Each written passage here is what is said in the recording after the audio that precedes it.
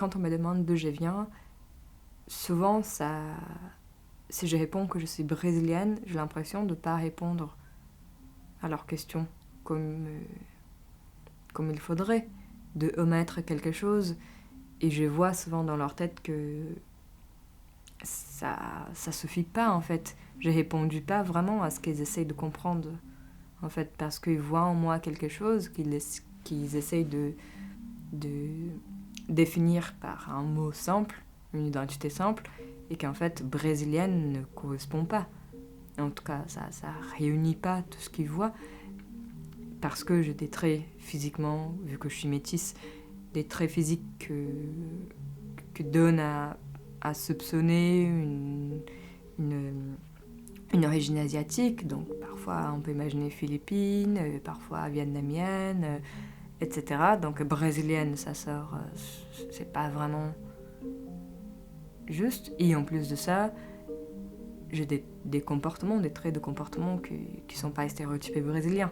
Donc ça vient d'autant plus appuyer sur l'idée que si je réponds juste brésilienne à la question d'où je viens, ça suffit pas, ça raconte pas toute l'histoire. Et j'ai vraiment l'impression que c'est le cas pour beaucoup de gens aujourd'hui. C'est pas spécifique à moi. Pour beaucoup de gens, c'est plus toute l'histoire là où on est né.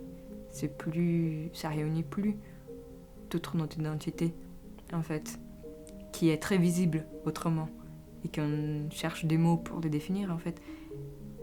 Et que là où on est né, ça n'est plus représentatif de ça, comme peut-être ça l'était il y a quelques années ou il y a quelques générations. Et j'ai vraiment la sensation que c'est la plus forte des sensations quand je vais au Brésil, en fait. Parce que parfois, maintenant, quand je vais au Brésil, on me demande d'où je viens.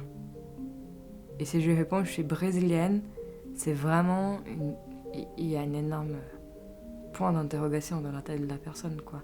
Et je vois dans son visage, en fait, ça correspond pas du tout à ce que la personne est en train de voir, même si elle sait que je suis brésilienne quelque part, ou elle soupçonne parce que je parle portugais comme une brésilienne, mais même si parfois je peux avoir des accents ou des formulations un peu étranges pour un brésilien. Et ouais. Et c'est toujours drôle à cet endroit-là, parce que encore en Europe, je peux dire je suis nippo-brésilienne et ça donne une ouverture, on sait pas trop quoi y penser.